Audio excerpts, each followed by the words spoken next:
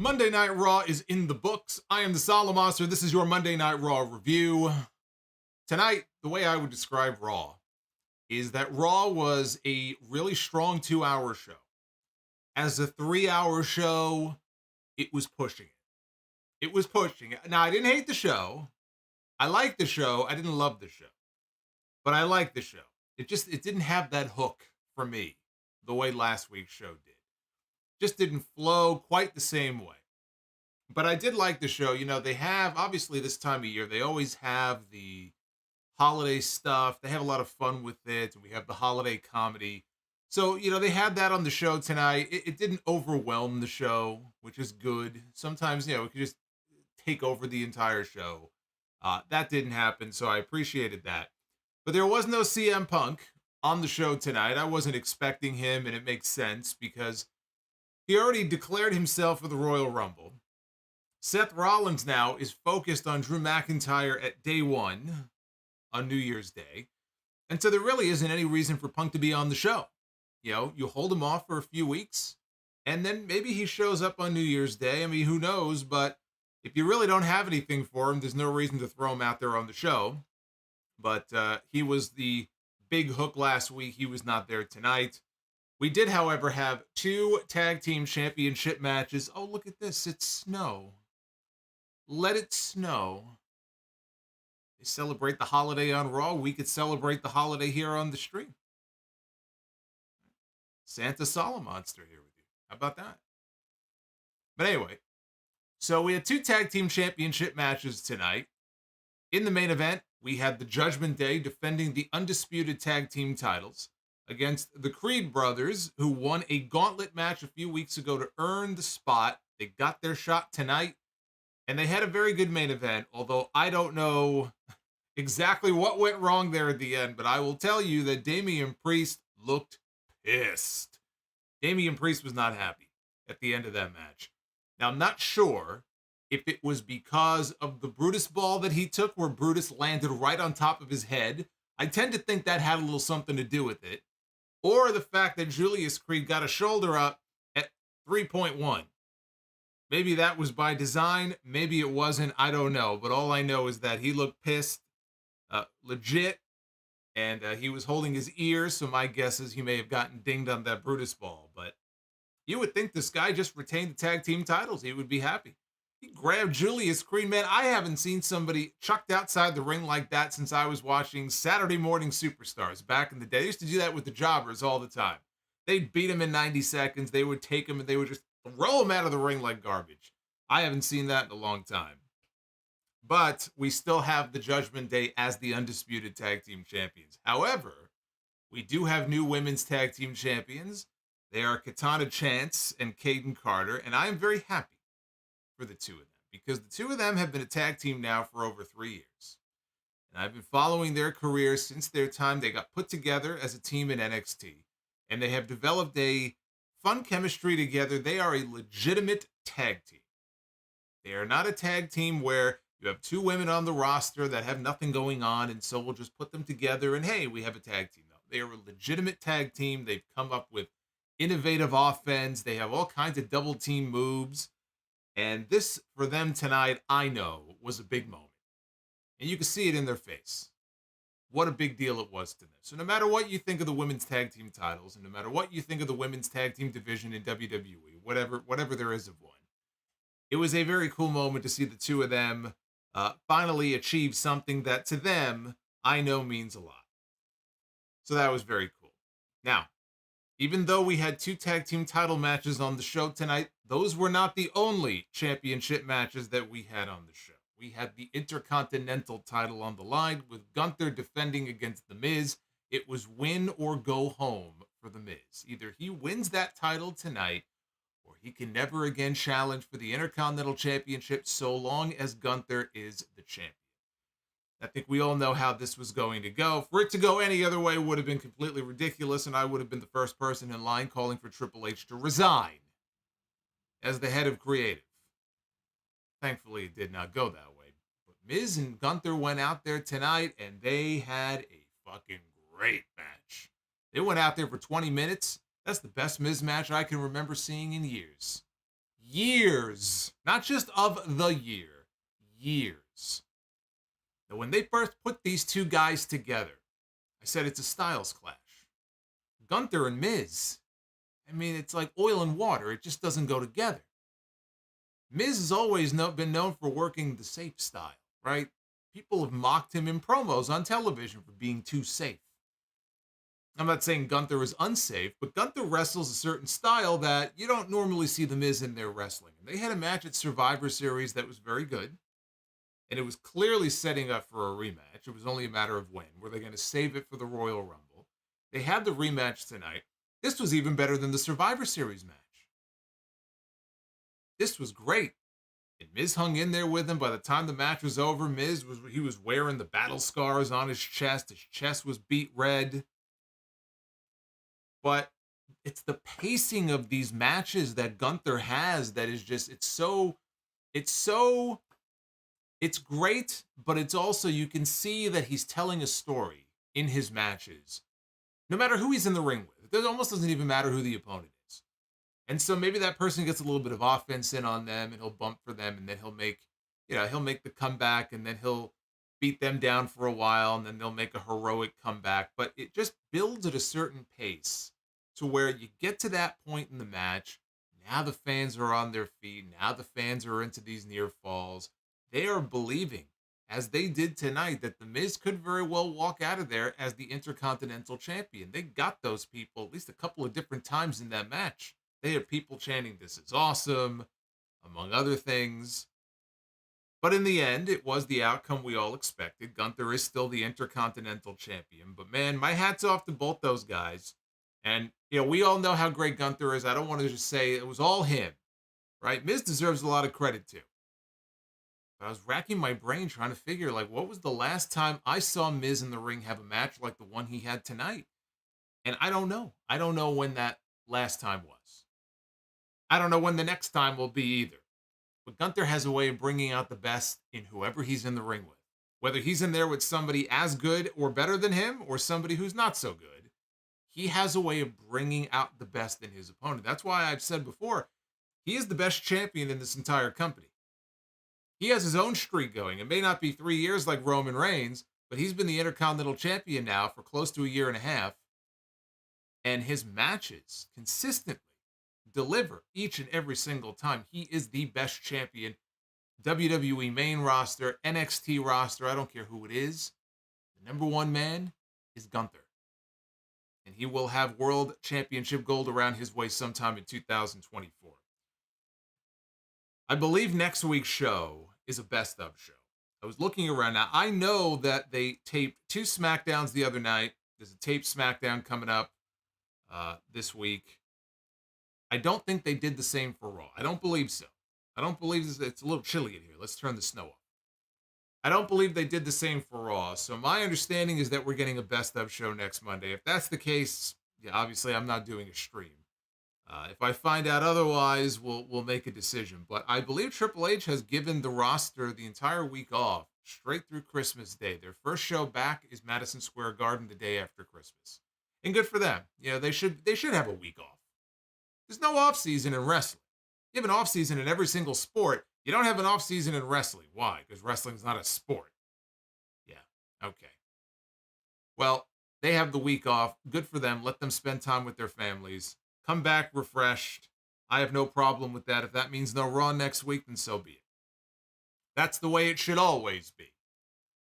Even if you don't have a family, if you're single and you're unmarried and you're going out and you're just going to bars and clubs and, banging the first person you see every night, good. Bang away. Enjoy your week off. Some advice from the Solomonster. Bang away. All right, Monday Night Raw. This is your Raw review. It is December 18th, 2023. Do me a favor, hit that subscribe button. Hit that like button as well. If we get 400 likes on this stream, we will do our famous Be the Booker segment later on. Super chats are open. And I have to, before we go any further, before we do anything else, Fire Panda is with us in the chat, one of our esteemed mods, and Fire Panda dropped a big dono earlier before I even went live. I saw the red box out of the corner of my eye, and so I want to make sure I play that super chat right now. So let's see if we can get that super chat up here. Look at Richie Rich over here dropping all this money on me. Hey, I just want you to know. Gotta show Fire Panda some love. Rock. I don't mean The Rock, A-Rock. You rock. And I just wanted you to know that. Fire Panda, I salute you. Thank you very much. And also thank you for the gifted memberships. That's 5 early Christmas presents over here dropping all this money on me. Oh, I hit it twice. I'm sorry. I just want you to know. That's 5 random... I don't mean The Rock, members A-Rock, that we now have on. I can't believe I just wanted you to know that. Well, we'll pretend that I only hit that once. I don't know. I said bang away, and all of a sudden, Richie Rich over here dropping all this money on me. Hey, I can't believe I just want you to know. I think you. What is going on here? I don't mean. I got too excited when I started saying bang away, and now look. And I just wanted you to know that. Fire Panda, look at what you've done. Finally, we're done. All right, cool. Get too overexcited sometimes. Anyway, let's get into this show here. Things are already falling apart. I haven't even gotten to the first segment yet. The hell is going on here? Yeah, I just realized, Steve, shout out to Steve. I just noticed, I don't know if Steve is with us, but the ball on Gunther's Santa hat is bleeding over into my frame. Look at this. Look at this. It's like, hold on a second. Look at that. It's like I could touch it. I could feel it. Oh, Steve. Steve, you done fucked up, my friend. All right, they had Christmas trees. They had Christmas gifts. They were on stage. It is the holiday episode, of course.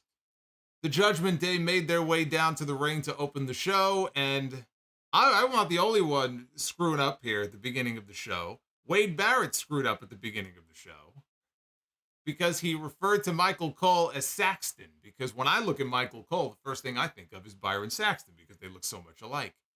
So he called him Saxton, and Michael Cole told him that he was fired. Balor congratulated the Creed brothers for winning the gauntlet match to become #1 contenders for the Undisputed Tag Team titles. Balor said that it was probably the biggest night of their lives, but for Balor and Priest, it was just another day at the office. Rhea Ripley said Ivy Nile, if she runs her mouth again, she would make what she did to Maxine Dupree last week, by comparison, look like nothing. And she said the Judgment Day ran 2023. Clearly, I hear that music in my nightmares at night. They ran WWE, they ran Monday Night Raw in 2023, and she says that they will do the same in 2024. And Dominic tried to speak, and he got booed. Speaking of booed, yes, I see Steve. Steve says, I just went heel. Yes, you did. Look at that, little Gunther ball. That's going to annoy the shit out of me now. By the way, you also aged Gunther, where he looks like he's like 68 years old here in this image here. Poor Gunther. Look at this guy. R-Truth walked out, and he was dressed in a Judgment Day t-shirt that had his name added in marker on a piece of tape on the bottom. He welcomed everybody to Raw, and he said that the beatdown they gave him last week was his initiation. He said they crossed the line, though, because of all the licks he took. It hurt him physically and emotionally. And Truth said that he knows that Priest didn't mean it when he said that he didn't like him. I saw it in your eyes, he said. And Priest looked like he was trying very hard not to laugh. This was the night of various emotions here for Damian Priest, because here in this opening segment at the beginning of the show, he was trying not to laugh, right? He had this big smile on his face. He was doing everything not to break. By the end of the show, he just looked fucking pissed. So he ran the gamut of emotions here to Damian Priest on the show. But I see, my theory is this, that whoever they put Truth in the ring with, the objective, the company's objective, Truth's objective, is simply he is in there to try to break them. This is a man who broke Brock Lesnar in a television segment once on this show. So Priest was trying hard to keep it together.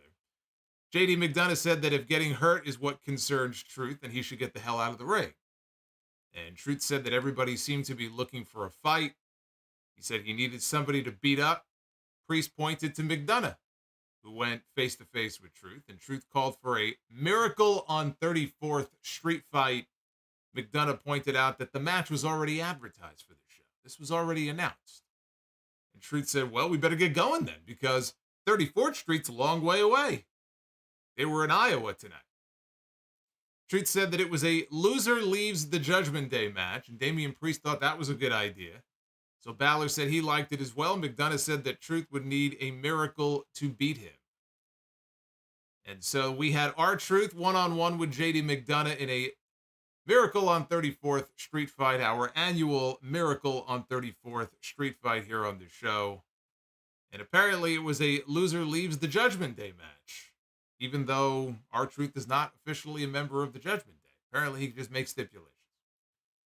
So Dominic stuck around. The rest of the Judgment Day were not there. And he handed a kendo stick, striped like a candy cane, to JD McDonagh to use as a weapon. They had various Christmas items all set up outside the ring. Truth ducked a Christmas tree that McDonagh threw at him. I mean, is that really any more or less ridiculous than Konosuke Takeshita hitting people with a bicycle? I mean, not really. Truth then threw a gift box at McDonagh, and then he kicked it. Truth celebrated with Dominic, who shoved him into the ring post. So then R-Truth set up a table in the ring. And Truth put McDonagh down. He hit him with the 5-knuckle shuffle. He went for an attitude adjustment. McDonagh slipped out. Truth sent McDonagh to ringside. He joined him on the floor, and he grabbed a Christmas tree, and he hit McDonagh with it before rolling him back inside. Truth then placed McDonagh on top of the table that he brought into the ring previously. And he went to the middle rope. McDonagh, though, followed him, and he cut him off. McDonagh headbutted Truth, and Truth just kind of shifted his body weight forward, and then both men end up taking a tumble backwards down through the table, with Truth landing on top of JD McDonagh, and the referee made the 3 count. And so supposedly JD McDonagh now at this point is out of the Judgment Day as per the stipulation of the match. Now we would have an update on this later in the show, but at this point in the show it looked like JD was out of the JD. At least that's what we were told. All the months that we spent watching this man be initiated into the Judgment, how many months was it that this guy was basically, he was being taken around, right? They weren't sure if they were going to let him into the group. All of a sudden he gets beaten by R-Truth, and we're supposed to believe that he's no longer part of this group. I feel like I've wasted my time watching all of these segments. But I mean, how can you not like R-Truth? How can you not? This man brings so much joy to people. And he tore his ACL, right? Which is a devastating injury. And it's a painful injury, I'm sure. And it takes a long time to come back. And the rehab sucks. So he spent a year trying to get better. And now he's back. And I'm very happy to see R-Truth back on television. It's good to have him back. You know, it's dumb fun. When they do stuff like this, it's as long as they don't, you know, make the whole show about it and it overstays its welcome. It's dumb fun. Speaking of dumb, next up, we had Nia Jax out to the ring for a promo. Before she could even say a word, she was interrupted by Becky Lynch's music, the best Nia Jax promo I've ever seen. Becky came to the ring, Nia bailed. Becky said, well, if you got something to say, you can say it to my face. And Nia said she had a microphone outside the ring. And Nia said that before Becky interrupted her, she was about to announce that she was going to be in the Women's Royal Rumble match. And Becky said the fans don't care, but they do care that she's here in Des Moines. And she came here looking for a fight. Nia asked her if she knows why we have never fought. Why do you think you and I have never had a match before? She says it's because the fans are afraid of what I would do to you. Because let's face it, Becky is the moneymaker of this company, and you would not be anymore if you and I met one-on-one. She would just break her face again, she said. Becky said, I am the moneymaker in this company because I will fight anyone, anywhere, anytime. She said Nia's entire existence here is built off of someone else's name. First, it was Nia's cousins, and now it's her. She's the one who broke the man's face. That's her big claim to fame. She broke the man's face. The woman who made the man. And she loses that if Becky beats her. But if she wants to prove her wrong, they could do this right here, right now. All she's got to do is get into the ring. So that got Nia steamed, and she called for a referee. Referee came down to the ring. Nia made like she was going to climb inside. And then she had second thoughts. She climbed the apron, and then she immediately climbed down. She said, seeing how badly Becky wants this, you're not going to get it. She said this is going to happen on her terms. As a matter of fact, it's going to happen in her hometown of San Diego, California, in 2 weeks at day 1. That's the New Year's Day episode of Raw. And after she breaks Becky's face again, she's going to be laid up in the hospital. And Becky's daughter is going to ask her, Mommy, why are you uglier than usual, Mommy?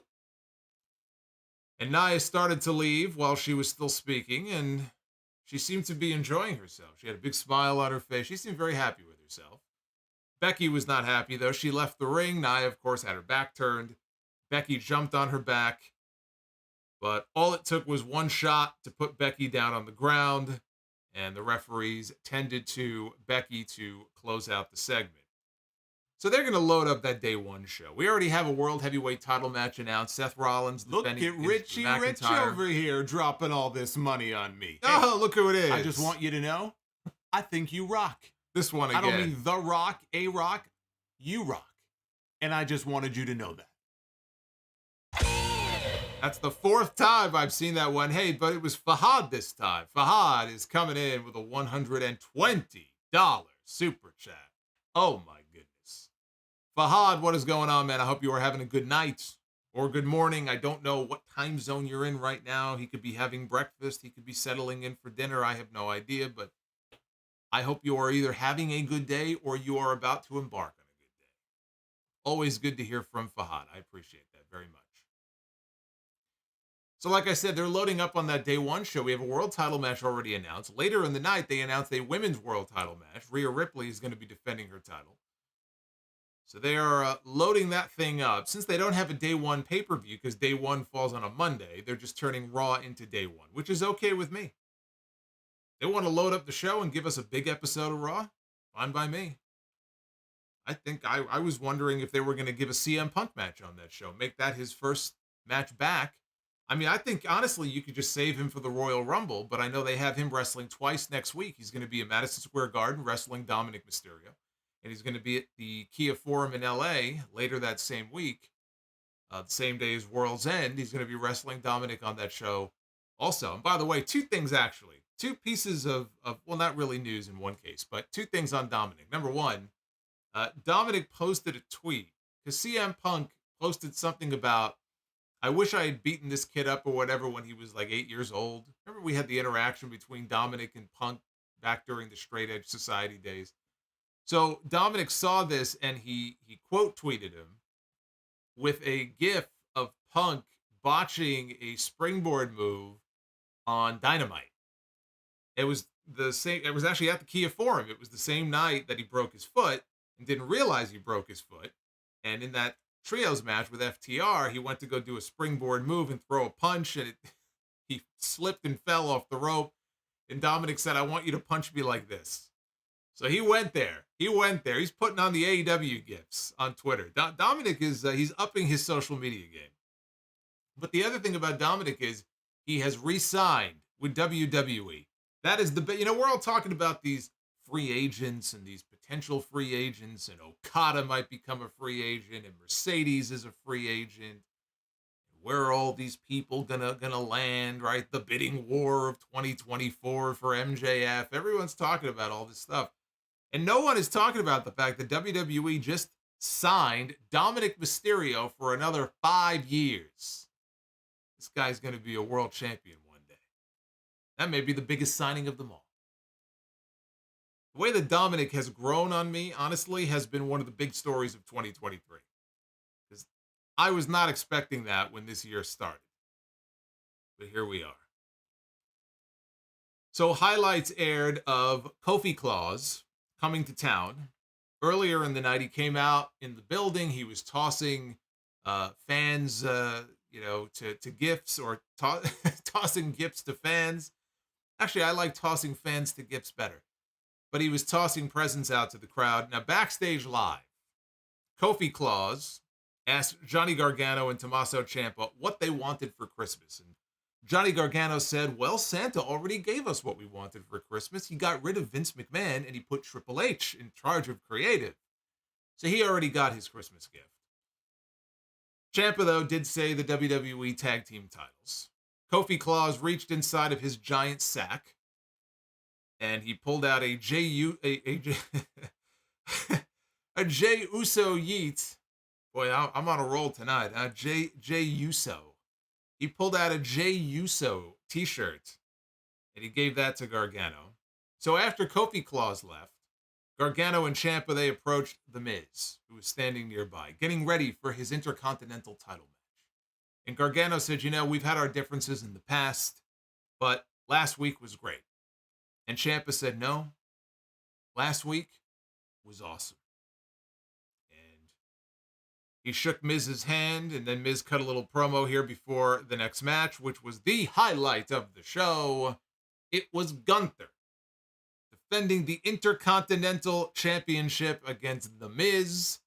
This was do or die, must win for The Miz. Either he wins the Intercontinental title or he can no longer challenge for it so long as Gunther has that belt. Those are the rules. Now, Gunther swatted Miz down with a chop, but he was being a little too cocky, and Miz caught him with an Indian deathlock. Gunther got a rope break. He chopped The Miz outside the ring, and he powerbombed him onto the apron. Now, Miz did not go up properly for the move initially, but Gunther, he muscled him up with all of his might, and he powerbombed him on the apron anyway because he's the fucking man. And that took us into a commercial break. Miz fired back after the break. He was trying to fire back and make a comeback. And Gunther booted him. Gunther's now, he's yelling at Miz. Miz is down on the mat. And he is mocking him. He is yelling at the Miz. And he is saying, you're a wannabe. You're a nobody. As he kicked him, he was begging Miz to fight him. Fight me. Fight back. He keeps yelling at this man. Oh my God, the Judgment Day. El MIZ with the Judgment Day.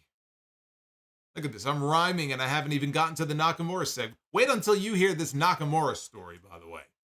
Some of the bars that he was dropping here in his holiday story for Cody Rhodes. I want to know who wrote this.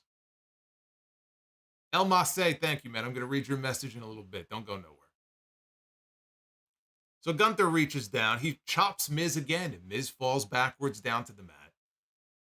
He picks him up. He delivers another chop. Miz chops him back. Gunther, though, puts him right back down. And Michael Cole is yelling on commentary, the Miz, he's in there with a machine. Says he's in there with a Terminator.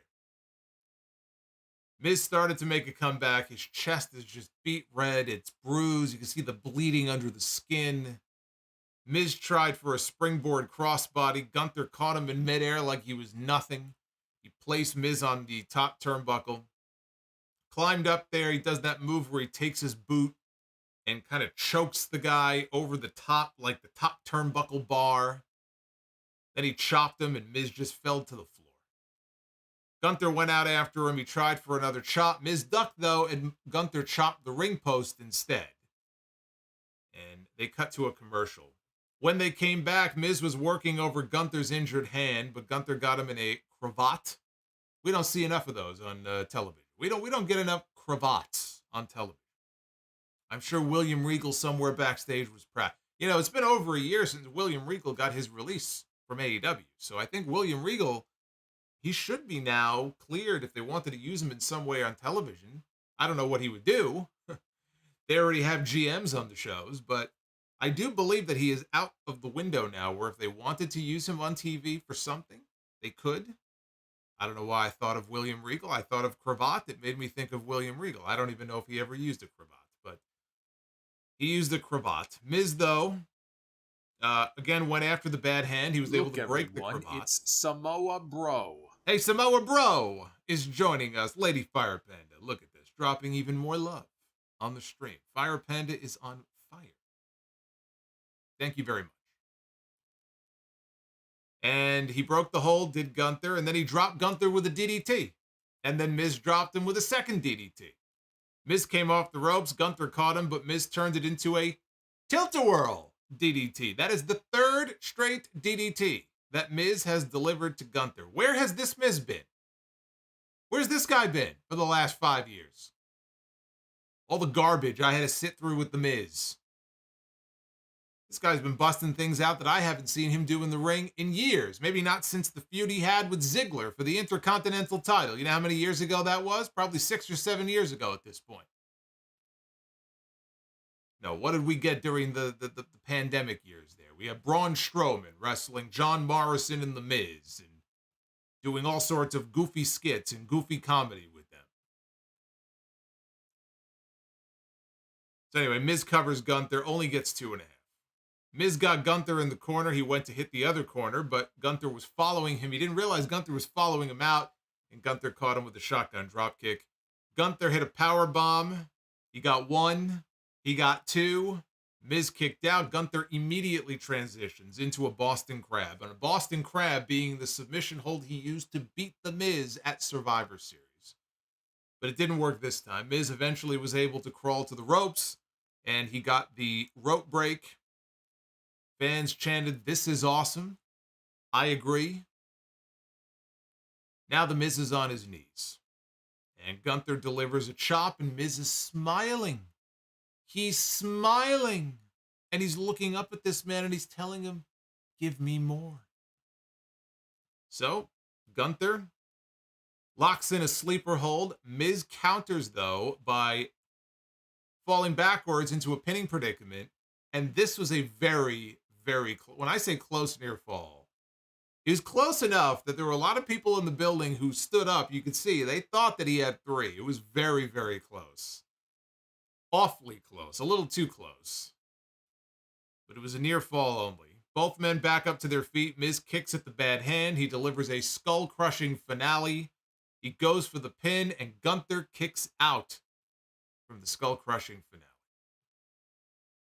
Miz now throws kicks at Gunther. He hits the ropes, and Gunther just takes this guy's head off with a lariat. Now Gunther climbs to the top. Miz, though, recovers. He meets him up there. Gunther chops him down to the mat, but Miz comes back again. He's like a bug. He's like a bug. You squash it, you think it's dead. Nope, not yet. So he crawls back up there. This time, he delivers a skull-crushing finale to Gunther from the middle rope. Now, these people are on their feet because now they think, holy shit, this guy's going to win. He's going to win the championship. He's really going to do it. They had these people in Des Moines thinking that we're going to get a title change here in this match.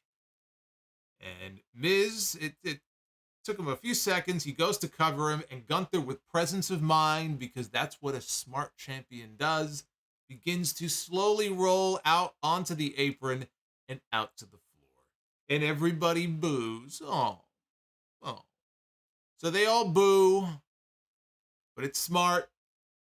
Miz goes out after him. He brings him back into the ring. As soon as Miz gets back into the ring, though, Gunther meets him with a power bomb. And then he hits a Rainmaker. We got a Rainmaker clothesline here from Gunther. And then another power bomb, this time with the high stack. And that's it. Gunther pins the Miz. He wins the match. He retains the Intercontinental title. And that is the end of The Miz and his various challenges and attempts to take back the Intercontinental Championship. There will be no 9th Intercontinental title for The Miz so long as this man is our champion.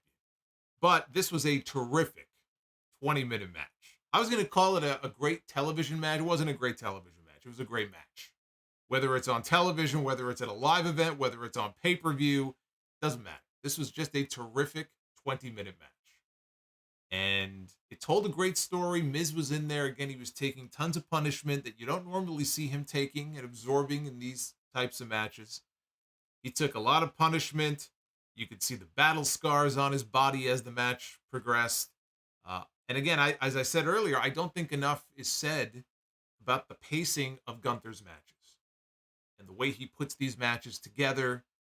I think is just tremendous, and I think it has a lot to do with why. And look, there's a couple of different reasons why people get so up for these near falls as you get deeper into these matches.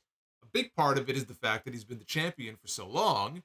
And so when you have somebody who's been champion, and Roman Reigns, it's the same thing, people are just dying to see a title change. It just makes those near falls that much more dramatic. But his, all of his matches, this man can do no wrong. I have yet to see a bad Gunther match in WWE. Some are better than others because they're given more time. Some are on pay-per-view, some are not. But this guy will go out there on television in a television main event. It doesn't matter if it's on pay-per-view or Peacock. We've seen him have countless great title matches on TV with Tommaso Ciampa and Chad Gable, and he's been in the ring with Bronson Reed. Every single time, whether it's a smaller opponent, a bigger opponent, right? He's in there with Sheamus. He's in there with Drew McIntyre. He could be in there with Ricochet. He's been in there with Mustafa Ali. It doesn't matter. This man goes out there and he delivers every single time. And it's just been a joy to watch this title run that he has been on.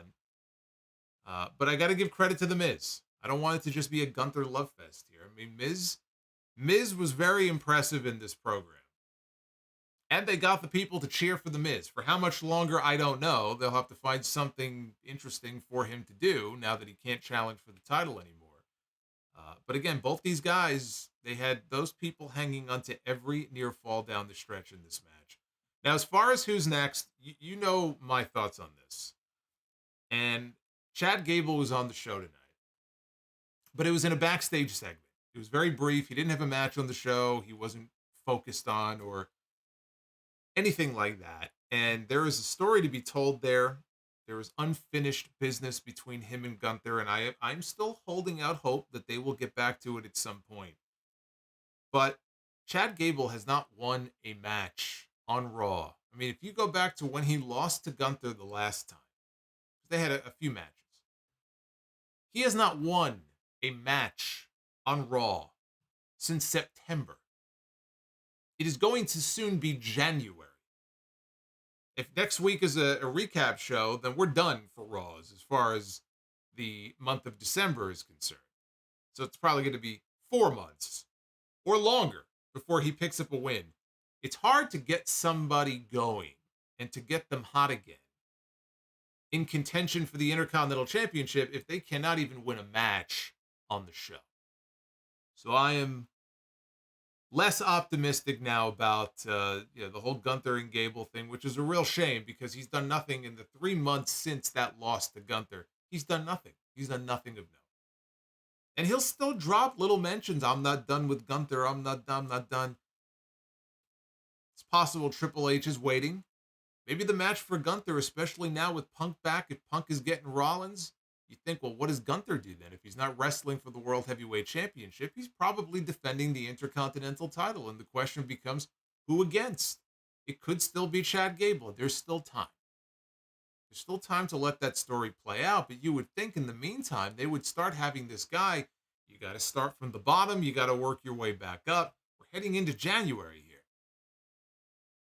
He should already be on television starting to rack up some wins here and there, and that's just not happening. So as far as who is next for Gunther, I don't know. What we do know is that there was a backstage segment after not after this commercial, but a little bit later on, where Bronson Reed confronted Adam Pearce and made some kind of comment about how I understand you're discussing or trying to figure out who's next in line for Gunther, and then they were going to go off and have a conversation. And look, I like Bronson Reed. I think that's great. It's been done before, though. Like, I'm looking ahead to see, like, okay, if they're not going to go to Gunther and Gable right now, then maybe they'll do Gunther and somebody else that he hasn't wrestled already. I don't know who that is. He's gone through most of these guys. As far as the baby faces on the brand, I don't know, unless they start getting into the top guys like Cody. I mean, I don't know. I don't know who's next on the agenda. But after a commercial, Gunther was walking through the hallway backstage when he came upon Ludwig Kaiser and Giovanni Vinci. And they were applauding him on his victory. Gunther, though, was not pleased. He said he was the only one contributing to this group, and this entire year for the two of them just feels like a write-off. Which reminds me, I have to do my taxes in a few weeks. make a note of that. He said, I'm going to step away for a few weeks. I'm going to step away for a few weeks and I'm going to recharge. But he told them, you're going to stay here and you're going to grind it out. And he expects them to finally impress him. So Gunther walked off and now Kofi Claus returned. And Kaiser said, look, I don't have time for this nonsense. And he told him to get out of here. And Kofi said, well, look, I got you a gift anyway. And Kaiser opened it and it was a lump of coal. They both stared at him and then they walked off. And Kofi Claus told them that you've got to be nice all year long. That's why you have coal in your stocking, right? He gave him some Michael Cole for Christmas, right? What a shitty gift. What an absolutely shitty gift. Not the last we would see of Kofi Claus here on this show. Then they cut to a special holiday segment. Here we go. The holiday fun continued on this show because we had Shinsuke Nakamura. Speaking of holiday fun, let's let it snow again. Look at this. I need to have snow here on the stream. It was 60 degrees today in New York, which was actually a good thing because we had, I don't know, you people in Florida and down south along the eastern seaboard there, whatever you had, it came up here to New York. I haven't seen this much rain in fucking months. But I'm just thinking, man, if we had normal winter weather for December, we would have had the blizzard of the century here. So I'm okay with that. I'm okay with the fact that it was 60 degrees and raining all day. Because if it was normal winter weather, I would be buried. I would be unable to walk out my front door. But they cut to a special holiday segment with Shinsuke Nakamura sitting in front of a Christmas tree backstage with a plate of milk and cookies beside him, and some Christmas music playing in the background. It was story time with Shinsuke. And the name of the book that he was reading from was The American Nightmare Before Christmas.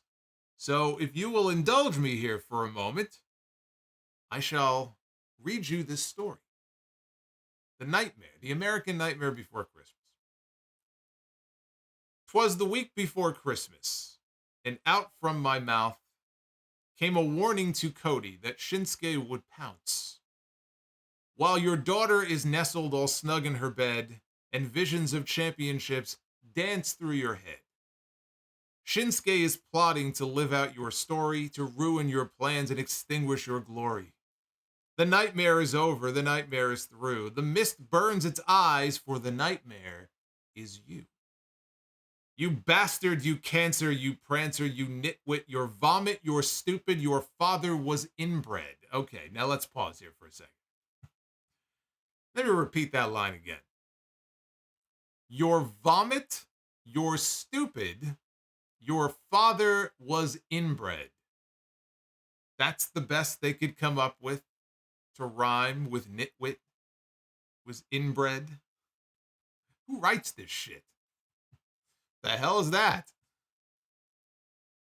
You bastard, you cancer, you prancer, you nitwit, your vomit, you're stupid, your father was inbred. My goal is to see that you're living in fright. Merry Christmas to you. I will be your last fight. A heartwarming holiday tale from Shinsuke Nakamura. Although I said it a lot better than he did. Cody suddenly attacked him. I guess Cody didn't like the story. So Cody attacked him. They brawled out of the room that he was in backstage. Ultimately, they brawled out into the arena in front of all the fans. They fought to ringside. Cody ripped the top off of the announce desk to cover. Then he got into the ring and he launched himself through the ropes with a suicide dive. And he took Shinsuke down and some security geeks. Then he brought Nakamura to the top of the announce desk and he was going to deliver Crossroads when one of the security guards rescued Nakamura and pulled him away. And the fans chanted, "Let them fight." But they got no fight on the show. They're going to have to wait for the fight. That's probably, you know what? They might add that. They didn't do it tonight, so maybe they're not going to. But I thought maybe they were going to add that to the day one episode of Raw. It's either going to be day one or it's going to be the week after day one. Look, I floated this actually on the podcast on Sunday. I shouldn't say for sure that it's going to be a TV match. I was wondering if what they're going to do is they're going to maybe have the match at the Royal Rumble. Now, the Royal Rumble, though, is still a month away. So what are you going to do between now and then to keep things, kind of interesting until you get to that third and final match? Or would it be their second match? No, it's their second match. I'm sorry. You could do the match at the Royal Rumble. You could do the match at the Rumble. Cody wins, right? But it takes a lot out of him. If he's not going to win the Royal Rumble that night, it could give him a little out. He had to wrestle earlier in the night, and, maybe he wasn't 100% going into the Rumble. Cody doesn't win the Rumble. Now he's got to find another way to get to Roman Reigns. So I would not assume, like I just did, that it's going to be a TV match. They want to. They could save it for the Rumble, and Cody could wrestle twice in one night. There's no rule against it. Some years, people apparently can't do two things at the same time. They can't wrestle and then come back out for the Rumble. Other years, they can. They can pretty much make up the rules, whatever rules they want it to be. It doesn't really matter. So maybe they'll save it for the Rumble. We'll see. One thing to watch for, though, is that they're going to have a match at Madison Square Garden next week. And it's going to be a Texas Bull Rope match. So when we do get the rematch between Cody and Shinsuke, it's probably going to have a stipulation. I joke that they should make it a blindfold match. It may end up as a bull rope match. Now, Adam Pearce was backstage with Akira Tozawa, and he asked him, is this really the match that you want? And Tozawa said, let's do it. So, they didn't tell us who it was going to be against, but Tozawa left. Chelsea Green and Piper Niven showed up. Green wanted Adam Pearce to cancel their tag team title defense tonight, and she cited the holidays as the reason for it. Pearce said no and said, as a matter of fact, your match is coming up next. And after the champions stormed off, Bronson Reed showed up and said, hey, I heard you had plans to determine Gunther's next challenger. He said, let's talk. Then we had the women's tag team titles up for grabs. Chelsea Green and Piper Niven defending the titles against Katana Chance and Kayden Carter, or Kayden Carter and Katana Chance, whichever order you want to put them in. Women's tag team titles on the line. Green hit a code breaker on Carter and held her on her knees while Piper splashed her. And Piper covered Carter, had her dead to rights, but Katana Chance broke up the pin. Carter fought back and dropped Piper with a kick, and the challengers then hit their keg stand double team move on Piper Niven, but Chelsea pulled Chance off. Second too late, it looked like. She was a little late there. The referee broke his count anyway. He held up his count anyway. I guess he saw her coming, and it stunned him for a second, so he had to hold up his count. Katana Chance put Green down with a lung blower, and Chance then tagged in Carter. They teamed up to hit Green with their after party finish, which is the assisted 450. And Carter covered Chelsea and pinned her to win the women's tag team titles. We have new champions, and I'm going to say something nice. I'm very happy for these two women because you could see how important it was to them to find success on the main roster. And now here they are, and they've reached now the pinnacle of what they can do as a tag team, which is kind of sad in a way, because again, what do these titles even mean? This company hasn't even really taken the care and the time to build a legitimate division around these belts. And it's not for lack of talent. They have plenty of women that are under contract that they could call up or that they could use as tag teams on a more consistent basis instead of just randomly coming up with pairings that, don't always stick. Again, we could go on about that. But for tonight, I'm very happy for these two. I'm very glad they did this change. They are the best tag team in the women's division that they have, and they should be the champions. The best team should have the titles. And the best team right now does have those titles. So that is good. And now all Triple H has to do is he has to get DIY to WrestleMania and put the Undisputed Tag Team titles on Johnny Gargano and Tommaso Ciampa. That is the next step. They could do that in Philadelphia at WrestleMania. Backstage, Carter and Chance celebrated their win. They were greeted by Kofi Claus, Candice LeRae, Indy Hartwell. I can't say that with a straight face. Candice LeRae, Indy Hartwell, Shayna Baszler, Zoe Stark, Natalya, and Tegan Nox. Kofi asked, what do you want for Christmas? And they said, well, our new titles are enough. And Candice and Indy went off to go party with them, and Natty said, well, I guess the champions now we're going to need some new challengers. And Shayna Baszler said, well, that's exactly what I was thinking. Rinse, repeat. Rinse, repeat. Can we get some new teams, please? I don't even know who it would be. Just get some new teams. If you're going to build an actual division here. I mean, I'm happy for these two, but I'm also sad because it's like now I know they're just going to be spinning their wheels until Triple H decides, you know what, there ain't much more we can do with you as a tag team, so we're going to have both of you start wrestling singles matches. Because otherwise, what the hell are they going to do? It's like you get to the top of the mountain, right? And now it's like you're the king of the mountain and you're going to have people coming to try to knock you off the mountain and challengers of all stripes and sizes, right? No, it's going to be the same 4 or 5 or 6 women over and over and over and over and over again. To the point where I'm not even going to want to see them on television anymore. So if Triple H can do one thing in the new year with respect to these women, I would like to see him do a better job of actually building up a division. We no longer have NXT Women's Tag Team Champions. We have one set of Women's Tag Team titles. So there is no reason to have a robust division of rotating teams instead of the same ones over and over to put in the ring with these two women so they can have new opponents to work with. Where are Alba Fire and Isla Dawn? I thought they were called up to the main roster. They called them up just so they could take their titles away from them. Right? Didn't they get beat by Ronda and Shayna? They've run some vignettes on television for them. Where the hell are they? Why don't you just put them on Raw? The man that Tozawa wanted to face, we found out, was Ivar.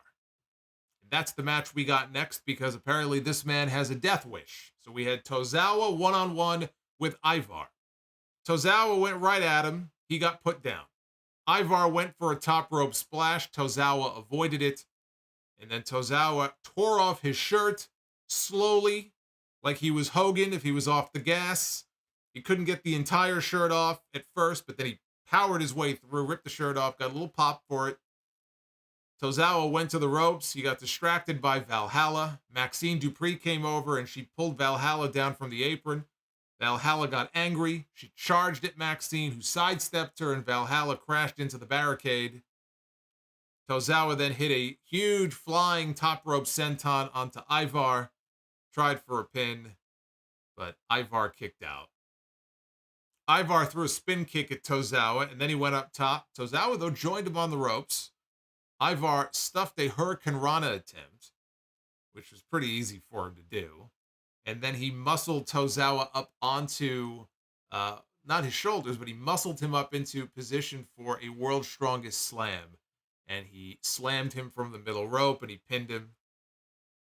Tozawa worked a match at the Rochester House Show last night against Omos. So my guess is this is going to be a recurring gimmick for him now in the weeks ahead. As we get closer to the Royal Rumble, and at some point, we're going to get Tozawa and we're going to get Omos. He may just start challenging the biggest people on the roster that he can find. Right? Bronson Reed might be next. But I think it's a sign that Omos is coming back. And honestly, I mean, it makes sense because we have the Royal Rumble coming up. You know they're going to want to have Omos in that Rumble match. Get some eliminations, and then you'll have that one person who gets the big spot where he gets to dump the Giant out of the ring. So they're probably gearing up to get Omos back on TV soon. We got our first CM Punk mention of the night on this show. It was almost 10 p.m. And it was part of a video recapping last week's great segment after he signed his Raw contract when Seth Rollins came out and cut that promo on Punk. The World Heavyweight Champion Seth Rollins was out to the ring next for a promo here in Des Moines. Of course, he is an Iowa boy, so he's home. Seth Rollins very happy to be home and see all of his fans and Korn. He said, if you thought 2023 was something, wait until you see what he does in 2024. I'm going to sign with AEW, he said. No. He is supposedly going to become a free agent in June. If he does not re-sign before then, which he and Becky Lynch both, their contracts evidently are up in June. They will be re-signing with WWE as sure as I know my own name. They will be re-signing with WWE. But he said his 2024 starts with his day one title defense against Drew McIntyre. And right on cue, McIntyre makes his way out. Michael Cole mentioned a little fact here that Seth Rollins has not been pinned in a singles match since January 3rd. So we're coming up on 1 full year that Rollins has not been pinned one-on-one. Rollins told him, look, I haven't forgotten about that little headbutt you gave me a few weeks ago, so tread lightly. McIntyre said, look, I'm not here to fight. I'm out here to tell you that I'm proud of you. Said there are so many people in the back kissing arse when it comes to CM Punk, but not you. You looked Punk in the eye and you told him the truth. That's the sign of a real leader. And he said that Rollins is on top of the world right now. Basically, here you are in front of your hometown crowd, and they're singing your song. And so they start singing Seth's song. Drew says it probably feels really good here being at home.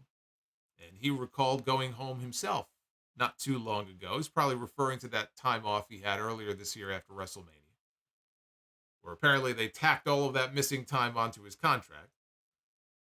But he said he got to go home not that long ago, and he started to feel guilt. And he started to feel guilt because he saw family members getting older. And after 16 years, he questioned for the first time ever, is this all worth it? He thinks Seth can relate. There's somebody he shares his life with, his own wife, who's in the same situation that he's in, all the way across the world, sacrificing time with her family to chase her dream. Seth has been part of these conversations, right? Like missing weddings and missing funerals and not wanting to let his fans down. Then there's the difficult situations where family members get sick and you want to be there with them, but they tell you, don't you dare come home. You keep chasing your dream. And then they aren't there anymore. He says he doesn't want Seth's title. I don't want your title. I need your title. He needs to know the hurt that he caused his family wasn't for nothing. And he'll do whatever it takes to take that title from Rollins at day one. So now it was Seth's turn. And Seth says, here's the thing. We don't really know how to feel about you, Drew. I want to believe you, but as of late, your actions and your words, they just don't line up. So I don't know whether to believe you or call you out on your crap.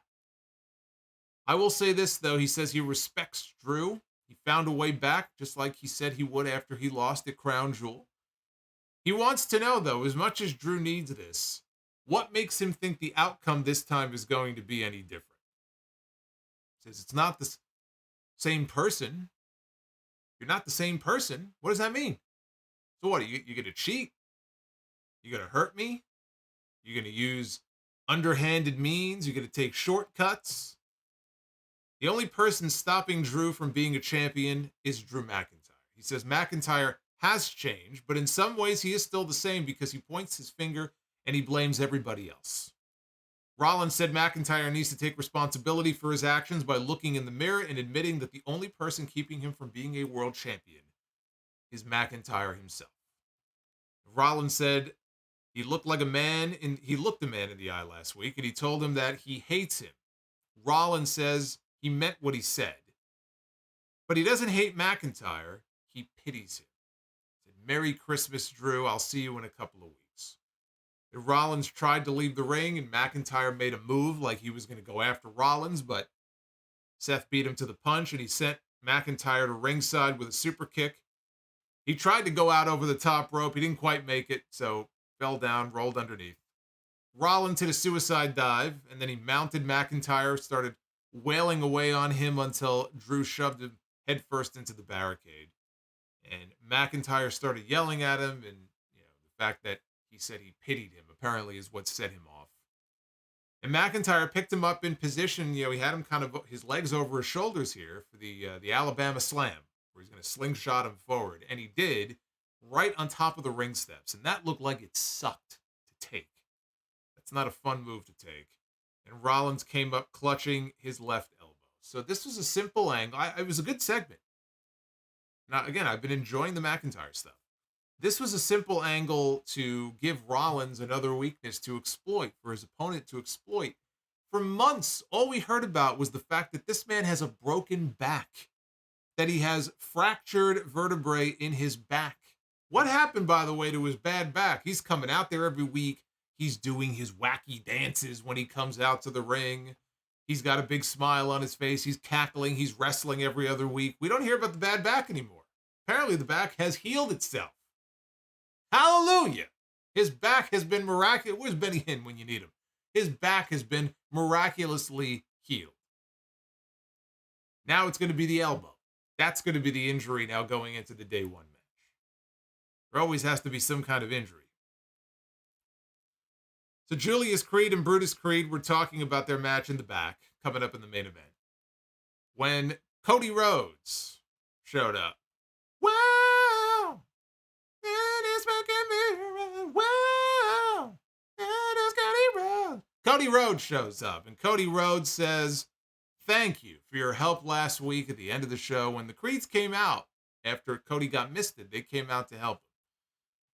And Cody told the Creeds to crack the Judgment Day around for him, and he said, "I hope you leave as the tag team champions."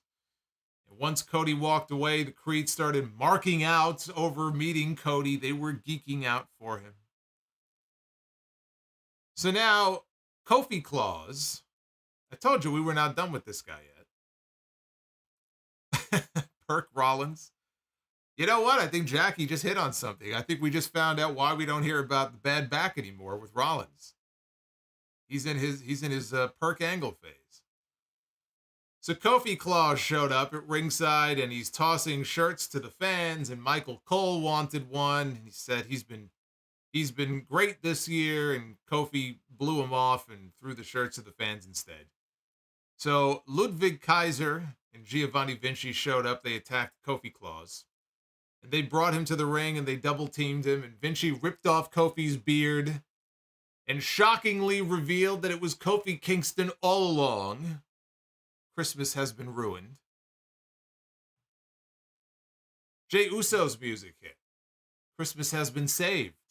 Big pop for Jey Uso. It's really quite amazing when you look back on this entire year, where he started in this bloodline story, where he is now, where I don't know if after he wrestles Jimmy at WrestleMania, if they're just going to put the two of them back together. I almost think it would be a mistake to do that. But he has just gotten over. I mean, he's taken off as a singles babyface. I mean, he comes out there, the place goes nuts, and they're bopping up and down. They got his shirt. They're chanting yeet. He's one of the top babyfaces in the entire company. He comes down to the ring, and the crowd is chanting yeet, and he clears the heels from the ring, and then he does a dive out onto them. For those of you who may have missed it, there is a new Yeet shirt. Now, you all know the Yeet controversy from a few weeks ago. There was a little trademarking issue, and for one show, for 1 week, they had to blur out the Yeet. They were not allowed to use Yeet. He couldn't say it on television. The fans can say whatever they want, but he wasn't allowed to use it. And then the WWE legal team did what they do best, other than settling with people like MLW and women who accuse Vince McMahon of various infractions. They jumped into action, and now Jey Uso got his Yeet back. But now, to play off of that, there is a brand new Yeet shirt. And yes, your eyes are not all fucked up. There is a blurred Yeet shirt that they are now selling, as you can see here, on WWEshop.com. This shirt is completely ridiculous. And I don't know how many people will buy this as compared to the regular one. But if you would like a blurry Yeet shirt, have at it. With shipping, it'll only set you back about $35 on WWE Shop. I happen to think that this is one of the most ridiculous things I have seen in a very long time. So Jey helped Kofi to his feet, and the camera picked up Jey challenging Ludwig Kaiser to a match. But first, we had a commercial break. Glaucoma Yeet. That's basically what it is. It's glaucoma. It's glaucoma Yeet. Oh man. See, what you could do is you can buy that t-shirt for your grandmother, and she just won't know. Like, it's like she may just think it's her eyes, and it's like, no, grandma, like this is how the shirt looks. And then your grandma will look at you and go, that's the stupidest thing I've ever seen.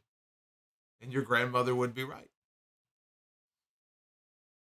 When they came back, we had Jey Uso against Ludwig Kaiser. It was already joined in progress. We got a Kaiser roll during the match. Yes, we did. We got a Kaiser roll. Kofi Kingston, still in his Santa suit, returned to ringside. He took out Vinci with a Trouble in Paradise. In the ring, Jey speared Kaiser and hit him with a top rope Uso splash for the win. After the match was over, Kofi went to go give Jey a big hug. And Jey pushed him away, like in a friendly way. He pushed him away, and he pointed to the big belly that Kofi had, because obviously he had the bodysuit or whatever he had underneath. And he points it at his midsection. He's like, "You're fat. Like, I'm not gonna hug you." And then they went off to opposite corners to pose. In the back, Damian Priest laughed at JD McDonagh about losing to R-Truth. Rhea Ripley showed up and said, "Enough. When one of them goes out there and loses, it reflects negatively on the rest of us." Priest said the stipulation was clear. JD McDonagh had to leave the Judgment Day. And JD begged not to be kicked out. "Please don't kick me out. Please. Please don't kick me out at the Judgment Day. I have a Funko Pop head. Please don't kick me out." So Priest backed off. He said, "All right, McDonagh is still in the Judgment Day for now." Rhea said that they got to start making examples out of anybody who steps to them. So she's going to defend her Women's World Heavyweight title at day one against Ivy Nile. And then Finn Balor spoke up, and he vowed that he and Priest tonight would retain their undisputed tag team titles. And off they went for our main event. And that main event was for the tag team titles. It was Finn Balor and Damian Priest defending against the Creed brothers. Their biggest match yet here on the main roster. They went to a commercial break a minute into the match. And the Creed brothers were working over Balor coming out of the break. Priest made a blind tag. He knocked Julius out of the ring and hit a clothesline. Brutus tagged in, ran wild on Balor, and hit a gut-wrench slam. Priest tagged himself in again and used a running charge to send Brutus over the announce desk. After a break, the Creeds were on defense, and Brutus fought hard, finally made the hot tag to Julius, who hit Balor and Priest with overhead belly-to-belly suplexes. Julius fired up the crowd, which was pretty dead beforehand, and hit a standing shooting star for 2. On the floor, Rhea Ripley attacked Ivy Nile, but Nile ended up getting Rhea. She kind of picked her up very slowly on her shoulders to show how strong she is, because Ivy Nile is a tiny woman. I mean, she's ripped and she's in great shape, but she's a tiny woman. And Rhea's a lot bigger than her, and she's picking Rhea up on her shoulders, and then she dropped Rhea face first on the ring apron. The Creeds brought Balor, caught Balor with the Brutus Ball, but Damian Priest broke up the pin. Julius countered a Priest chokeslam attempt with a drop kick and hit a flip dive to the floor. Balor set up Brutus for a double stomp off the top, but Julius broke things up. The Creeds then gave Damian Priest a Brutus Ball, and Brutus landed right on Priest's face, basically. Landed right on his head. Balor broke up the cover, though, by hitting a coup de grace to the back. Brutus then wiped out Balor with a dive. That took both of them out of the match. The only 2 men left in the ring were Julius and Priest. Priest gave him a South of Heaven chokeslam, and he took a few seconds before he crawled over, and then he covered him, because, again, it looked like he was out of it. I mean, I don't know if he's concussed, or, again, maybe he just got his bell rung, but he was holding his ear. He looked like, if you go back and look, I'd have to go back and watch it, but they had like almost like a close-up shot at one point, and it looked like either his eyes were bloodshot, or not that he was crying, but like, I don't know, he just looked like he was not all there. But he crawled over, he made the cover, and he got the 3 count. But Julius gets the shoulder up at 3.1. And now I'm thinking, all right, well, was he late? Was that supposed to happen? Because the camera now, the match is over, and in the immediate aftermath of the pinfall, Priest looks down at Julius and he says something to him, and he doesn't look happy at all. And so that's why I'm not sure if he was upset that Julius got the shoulder up at 3.1 when he was supposed to stay down, or if, again, he just wasn't in the right frame of mind because he just got knocked a little loopy on that Brutus ball. This fucking guy landed right on his head. And he looked very pissed off. And he started circling the ring. Like, he's storming around the ring. Like, he wants to just put his fist through a wall, but there's no wall. So he's just trying to blow off some steam by circling the ring. And then he grabs Julius and he just chucks him out of the ring. Again, it looked like something you would see on Wrestling Challenge back in the day, like what they would do with the job guys. He throws him out of the ring. And the Judgment Day retain their tag team titles. Coming into the show tonight, I thought they might actually do a title change. Once I saw Katana Chance and Kayden Carter win the women's tag team titles earlier in the night, I knew we weren't getting a title change here. I knew they weren't going to do 2 tag team title changes on the same show. Maybe if it was a pay-per-view, but they weren't going to do 2 tag team title changes on this show tonight. And I honestly, truthfully, I'm glad they didn't, because it's way too soon to put the belts on the Creeds. The Creeds just got called up to the main roster. They're very impressive, but they have a ways to go until they are going to be ready for that spot. It would have been too much too soon. So I'm glad that they did not do the title change. The Creeds are going to be fine. They have been largely protected. Look at the way they've been booked up to this point. They give them these power displays in their matches that get over. Julius will go on these tears where it's just, he'll hit a move and do a kip up and do a move and hit a kip up. He'll pick 2 guys up at once. And the place is going nuts for him. So their shit's getting over. And they're getting, wins on television. They won a gauntlet match. They're already challenging for the titles. So they clearly think very highly of these 2. And they're going to be fine, but it would have been too much too soon, I think, for them.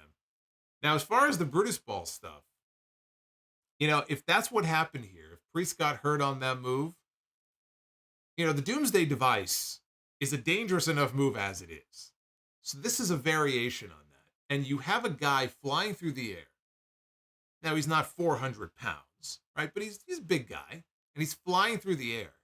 And if he has no control over his body, if he has no control over how his body is going to land or where his body is going to land, and people are going to be having their faces break his fall, then they're not going to have the Brutus Ball for much longer.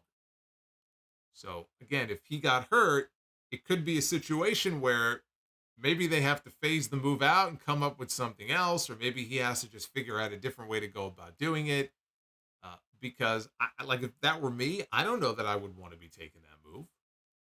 And have this guy possibly land ass first on my face and come down with all that weight. Yeah, I don't know about that. I'm not so sure about that. But it was a good show. Again, I didn't love it, but I liked it. I loved the Intercontinental title match. I didn't really love anything else on the show, but I liked a bunch of things. I loved the IC title match. And again, they have in the past phoned in a lot of these holiday shows. Last week was not phoned in. There were some aspects of this show that kind of felt phoned in to me, but the key stuff I thought was good. The Rollins segment with McIntyre I enjoyed. I thought that was strong. And look, they're building to day 1. There's no new show next week, and so it's all about January 1st. And we're going to have a World Heavyweight title match on that show between Rollins and McIntyre. Will Damian Priest cash in his Money in the Bank? We talked about this on the podcast on Sunday. Would they do a cash in on that show? If we don't get a clear winner between Rollins and McIntyre, could it be because Damian Priest cashes in? Seems unlikely if he still has those tag team titles. I feel like as long as they have the tag titles, we're pretty much safe from a cash in. But you never know. Triple H wants to make a big splash. That would be one way to do it. Have a title change on that first show. Here's the Twitter poll. 84% of you have given this show tonight a thumbs up. That is a very enthusiastic thumbs up. And 15.6% thumbs in the middle. No, thumbs down. What am I saying? Thumbs down. There is no thumbs in the middle. I'm making you choose. Yay or nay, up or down. No more, none of this thumbs in the middle bullshit. So go vote. at Solomonster. Okay. But enough about me. What did you think of this show? And if you have questions for me, send them on in. I want to read your super chats and find out what you guys are yakking about here. And the goal tonight for Be the Booker was 400 likes on this video. We are currently at 380. So we're lagging a little bit. Get those likes up. We only need 20 more to hit our goal. And we're going to start here with Lady Fire Panda, who hit me with a $103 super chat. And she wants to know, are you going through a divorce? Has your wife taken the kids and left while you were at work? Has the reality that you will never see your kids again weighed heavily on you? If yes, then we have the perfect distraction for you with today's sponsor, Raid Shadow Legends. It's quite the punchline. You know, Raid wanted me to do another ad, but the hell I went through putting one video. I have nothing against Raid, but the hell that I went through putting one ad together, just the time that it took up. Like, you're paying me enough for this shit. The fuck is this? Fire Panda, thank you. Fire Panda also says, I have been informed that by our lawyers, that due to legal reasons, we have to inform you that we are not sponsored by Raid Shadow Legends. Terrible. Jackie Fowler with the $25 super chat. I rewatched WrestleMania 29. I was at that show. MetLife Stadium. I was at that show. And the only 3 changes I would make are The Undertaker versus Chris Jericho, The Rock against CM Punk against John Cena in a triple threat match for the WWE title. And just leave Fandango off the show. What are your thoughts? CM Punk should have been in the WrestleMania main event that year. It should have been, well, it should have been Punk and Cena, but they had their Rock and Cena thing they were telling.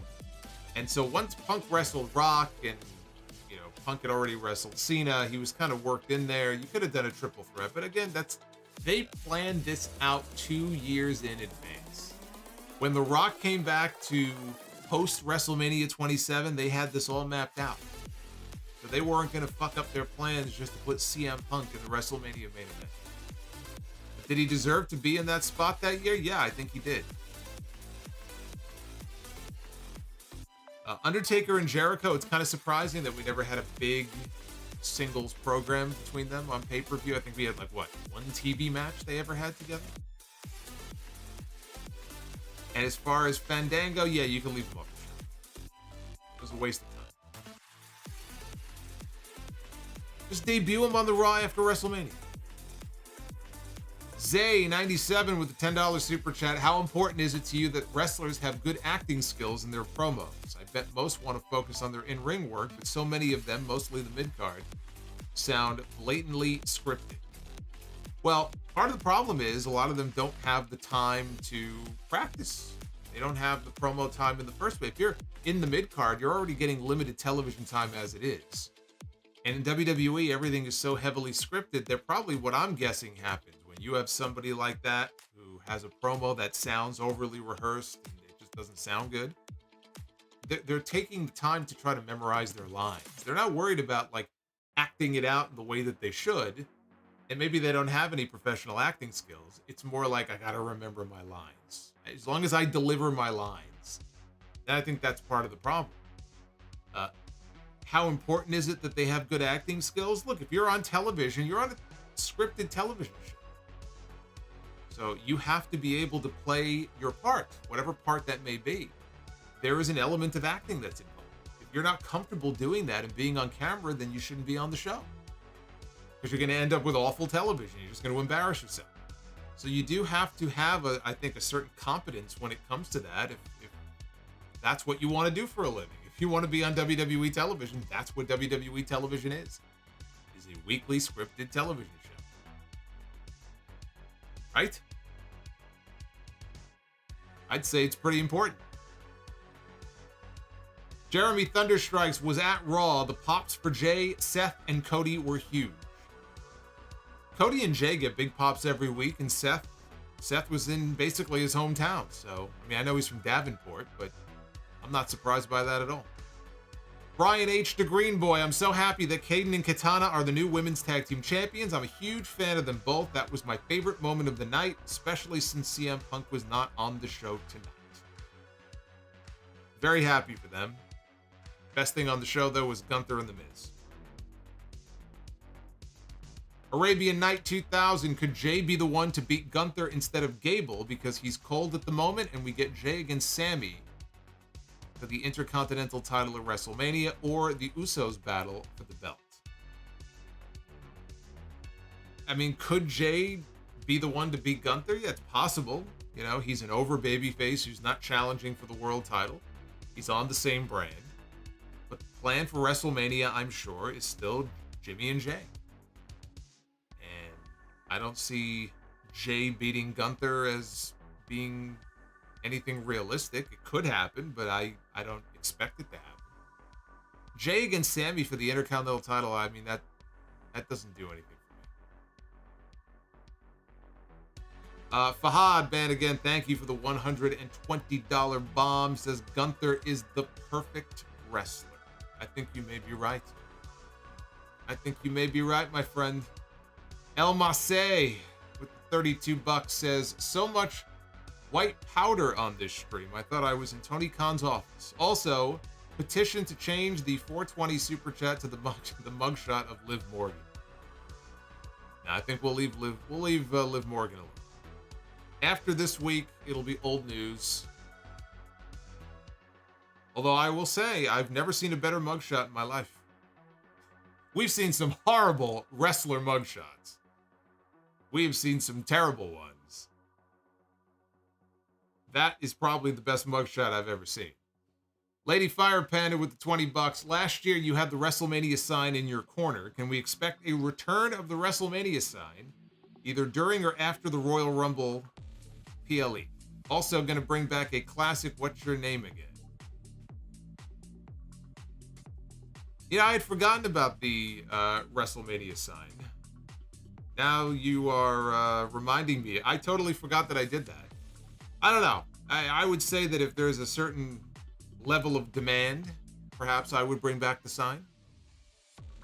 Up in the corner. You can't see it here, but up in the corner, maybe. And as far as who I am, I have no idea what you're talking about. I'm the Solomonster, damn it. Oh, right. Thanks for the reminder. Prince Vegeta, 95. Praying that 2024 is the end of an era of year-long title reigns for every world champion. MJF's reign has gotten stale, and Reigns should have lost his title a long time ago. I mean, I want to make a prediction right now. Every champion, every one of those long reigning champions will lose his title in 2024. If not, at the end of 2023. So I think you're going to get what you want.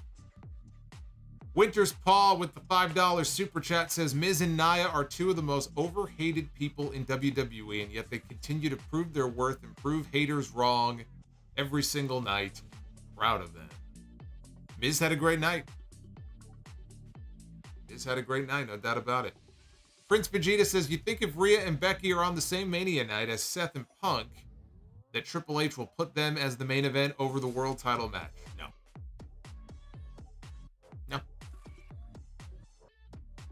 Devin from New Jersey, was Brock throwing the title at Vince after WrestleMania 34 a shoot? And if it was, do you feel bad if Vince got a boo-boo from it? I don't feel bad, and I believe that it was a shoot, yes.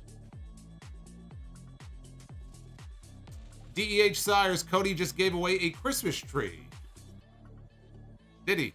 Was that during the dark match? Jeremy Thunderstrike says Cody came out after the show and gave away a tree. Okay, so apparently this is big news. Apparently this is huge news that Cody Rhodes gave away a Christmas tree after the show went off the air. Thunderforce says, who do you think has the most potential as a single star, Kayden Carter or Katana Chance? I think Kayden Carter. I just think Katana is very athletically gifted. Yeah, I think she did the American Ninja Warrior thing, and I remember when I first saw her in NXT, like she like was climbing the ring post. That's how she would get into the ring. She was like scaling the ring post like she was climbing a tree. And she's very gifted athletically, but she's very, very tiny. And I think that Kayden Carter probably has, as a single, I think has a higher ceiling than she does. Which is not to say that she can't have success. I just think Carter's ceiling is higher than hers. Yuri says, who do you associate with the Texas Cloverleaf? Dean Malenko. But thank you for the $4, Yuri. I appreciate it. The Mount Vernon kid, Christopher Bennett. Happy for Katana and Kayden. Most likely they will drop the belts to the Kabuki Warriors. What are your thoughts? Oh, you know what? I forgot about that. That's a great point. That's probably why they put the belts on them in the first place. They want the Kabuki Warriors to beat a babyface team. All you people celebrating their win tonight, you better enjoy it while you can, because it's probably going to be short-lived. I think they want to get the gold in damage control. More gold. It's a great point. You know, I wouldn't even be surprised if they do that match on the first SmackDown of the new year.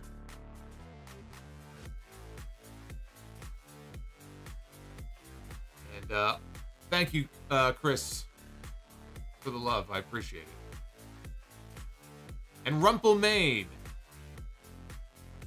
I have no idea what that's. It's about our truth. I'm not even going to attempt to translate. But Rumpelmaid, thank you very much. Yeah, I forgot all about the Kabuki Warriors. They were just on SmackDown the other night. Felt like they were building them up for a tag team title match soon. And now it makes all the sense in the world that they would put the belts on the babyface. There you go. Well, again, the goal tonight for the Be the Booker segment was 400 likes. We are at 421, so I will say thank you for that. And before we do anything else, let us go ahead and let us be the Booker. Ladies and gentlemen, all right. It is now time to be the Booker. Yes. Be the Booker. Never know what you're going to get here in this segment. Always fun, totally random. Booking a bunch of matches here. I get to play matchmaker. This is when you realize this job, it's not easy. This is a tough job here. Put together matches that people want to see. It's very rewarding, though, when we land on quality matches that people would pay money to see. All right, here we go. Tag Team Be the Booker. And look at this. We got a couple of Anoa'i family members on our screen now. We have the Head Shrinkers, also formerly known as the Samoan SWAT Team in the NWA. Samu and Fatu, father of the Usos. Tag Team Champions in WWE once upon a time, possibly more than once. I don't remember, but anyway, it's going to be the Head Shrinkers getting into the ring. Uh-oh. Randy Orton forces Adam Pearce to add a stipulation to your match. Look at poor Adam Pearce, man. This guy is getting abused here. Well, Randy Orton says we got to add a stipulation. Then, well, I guess we have to add a stipulation. But first, we have to pick. Well, maybe we should pick the stip first. What do you think? Yeah, let's do that first. Let's pick the stipulation first, and then we'll pick who the opponents are going to be. How about that? All right. Randy Orton says we need a stip. We got no choice. What stipulation will this match have? I don't know, but let's see. Eeny, meeny, miny, mo. The Fight Pit. We have a tag team match, which has never been done before in WWE. We've never had a tag team match in the Fight Pit. So we're going to get a Fight Pit match for the tag team titles. And it's going to be the Head Shrinkers. And let's see who they're going to be defending their titles against. Let's see. Fight Pit match for the tag team titles. Head Shrinkers defend their belts against LAX, Homicide and Hernandez. I kind of feel like the fight pit is the perfect stipulation for all four of these guys, right? Doesn't it just seem to make sense? That's going to be a war. That's what that's going to be. All right, that's how you start Be the Booker, man. Get a little surprise stipulation in there. I like it. You never know what you're going to land on. All right, on the women's side, here we go. We got, look at this. Lacey Evans, who has left the wrestling business behind. Said she never had a passion for it. She doesn't need it. She's got other things going on in her life. She's got her kids. She's got her charities. Wrestling is not her life. I kind of feel like there are other people in the wrestling business who would benefit from having that same mentality. She also said that she was going to win the women's championship from Charlotte at WrestleMania before she got preggo. So that was a little revelation there as well from her interview with Chris Van Vliet. But let's see here. It's going to be Lacey Evans. Don't tell Sergeant Slaughter or his daughter, because they will not be happy. They have a bone to pick with Lacey Evans. Lacey Evans against Alba Fire.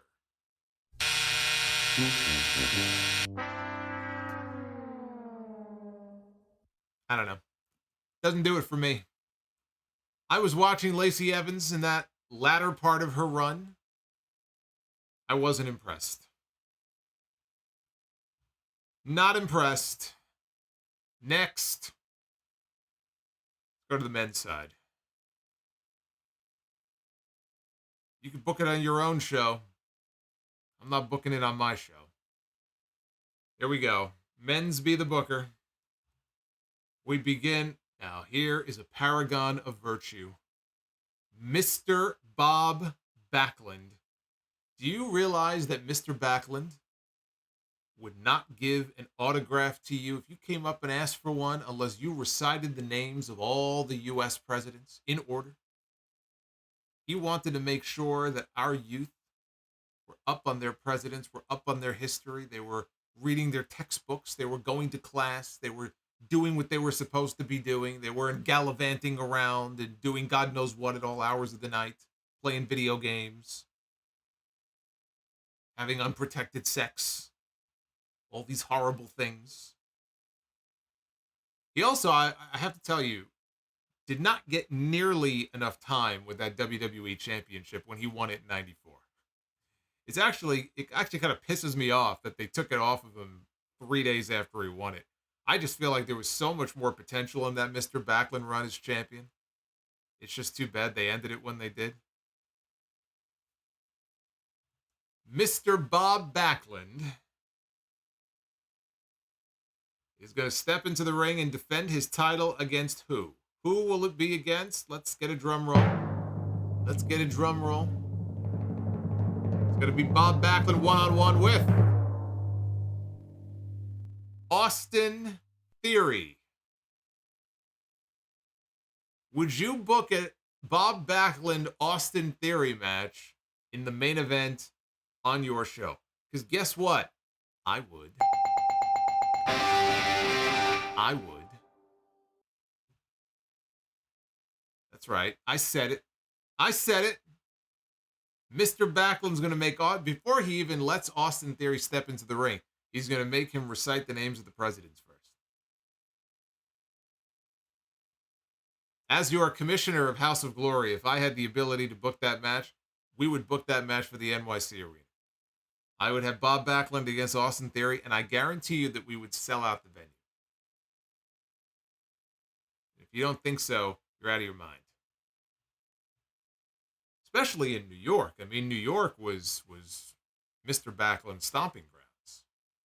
He wrestled tons of legends at Madison Square Garden.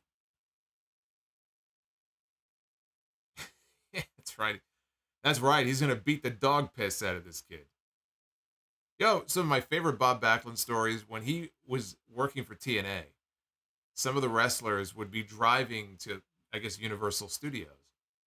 And they would see Bob on the side of the road. and they would offer, I think they would offer him a ride or whatever. No, I don't know if he was jogging or walking or what he was doing. And then he would always do steps.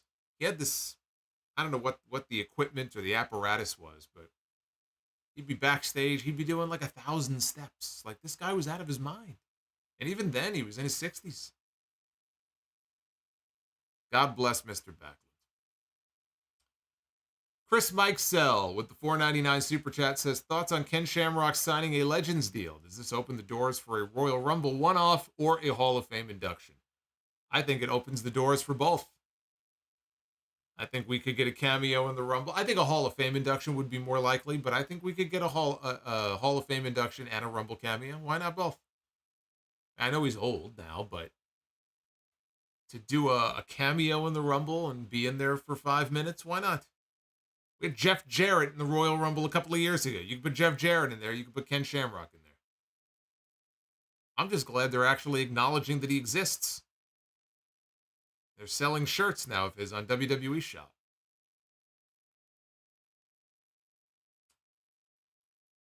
What's the capacity of the NYC Arena? I don't know the exact number. I want to say the capacity is probably in the 700 or 800 range, but we've had more than that. Like standing room, you could probably get more than that. Daniel Shelton. So the Kabuki Warriors beat Carter and Chance. Can you see Bayley and a returning Sasha Banks defeating them for the Women's Tag Team Championships? See, I think the play would be Bayley going for the title against Io, not going for the tag belts. But I do think that Sasha is going to be back in WWE next year. I do. Even if she were to make a pit stop somewhere else first, I think she's coming back to WWE. Although I did see that Impact they're really pushing this big surprise for their Hard to Kill pay-per-view next month on January 13th. They're pushing that somebody is going to be showing up. Somebody you wouldn't believe. Some big name is going to be showing up at TNA Hard to Kill. And there's all kinds of rampant speculation about who it might be. Maybe it's Goldberg. Maybe it's Mercedes. It's Okada. It's not going to be Okada. Not going to be Okada because I think there's a New Japan show that night. They're doing Battle in the Valley. He's advertised for that show. Okada's already going to be at the tapings the next night. He's already been announced, so it's not going to be him. I don't know. I don't know who it's going to be. All I know is that if you're going to go and you are going to really build this up, oh my God, like you're not going to believe who it is. The world is going to be talking about this. You're going to flip when you see who it is. It better be somebody good. There's a point where you begin to overhype, and then it's like, no matter who it is, it's going to be a letdown. So I just hope Scott D'Amore knows what he's doing. Maybe it's Jungle Boy, Jack Berry. He's just going to show up. It's Tony Khan. You know what? That wouldn't surprise me. Tony has shown that he is willing to work with multiple promotions, so why not Impact? Or I'm sorry, TNA. They're not officially TNA again until January 1st. Technically, they're still Impact for a few more weeks. Dolph or Goldberg, again, either one of those would be lame. I mean, Goldberg would be a bigger deal because he's a bigger name. Dolph is tremendous. I think Dolph, depending on what Dolph wants to do, he's going to kill it on the indies. I'd love to get Dolph in if possible, you know. But I don't know. Is Dolph going to just end up in AEW? You know, he could end up back in WWE. I mean, you never know.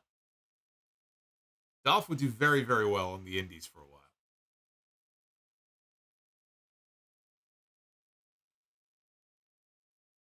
We got Arabian Night 2000. Could you see Breaker and Trick as the next two faces of WWE?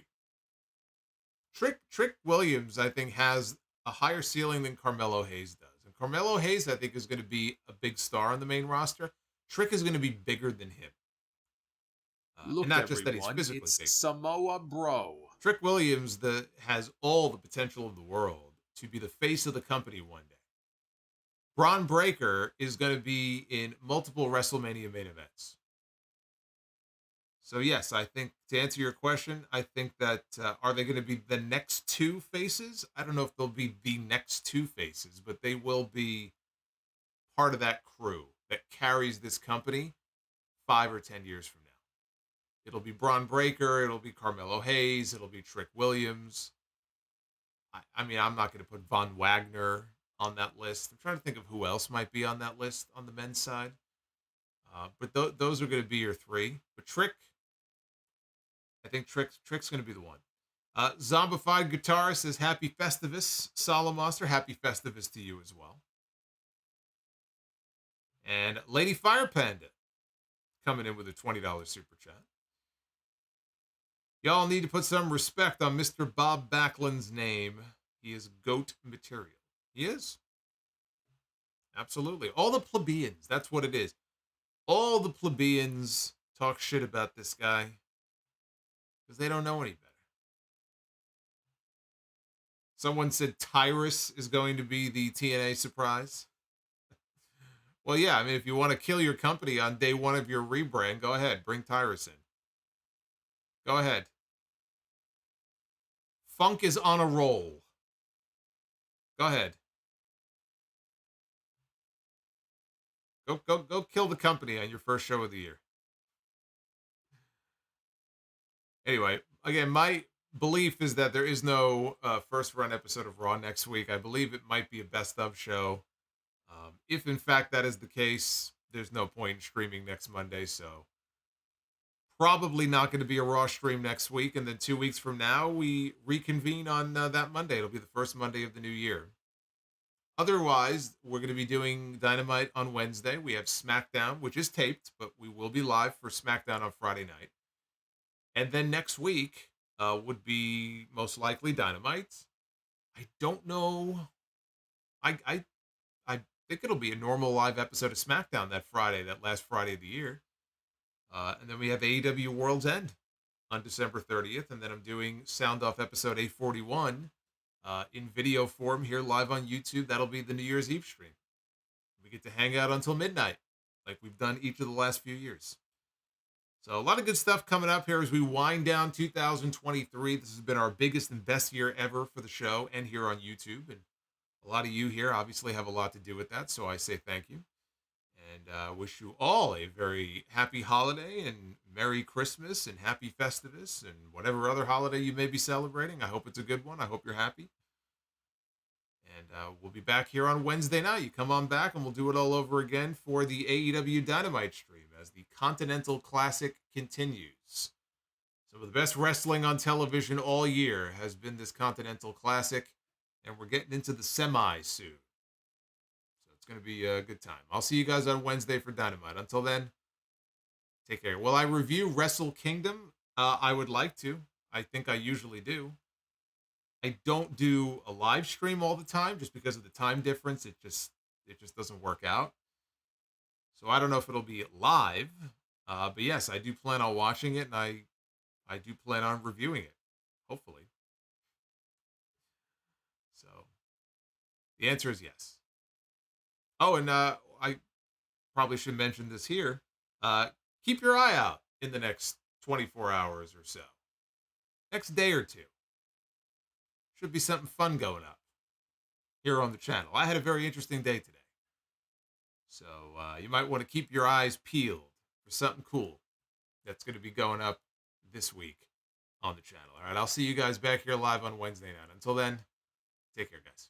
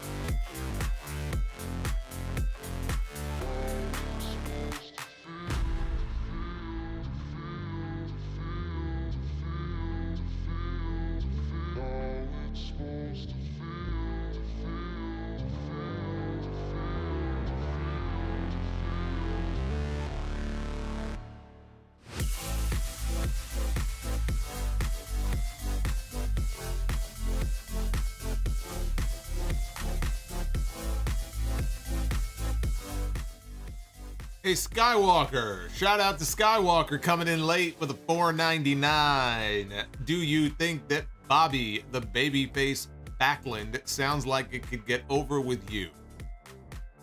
No, that sounds about as good as Jumpin' Jeff Farmer. I think that would go over like a fart in church. Give me Mr. Backlund, get rid of babyface Bobby. That sounds terrible.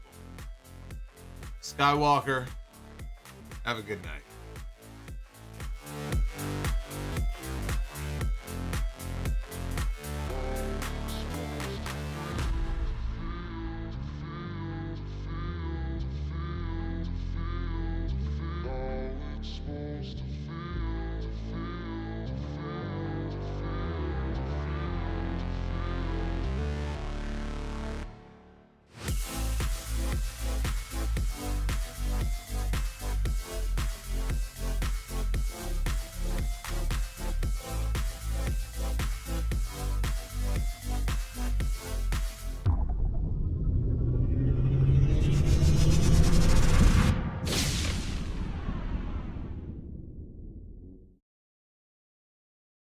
Fuck Kevin Dunn.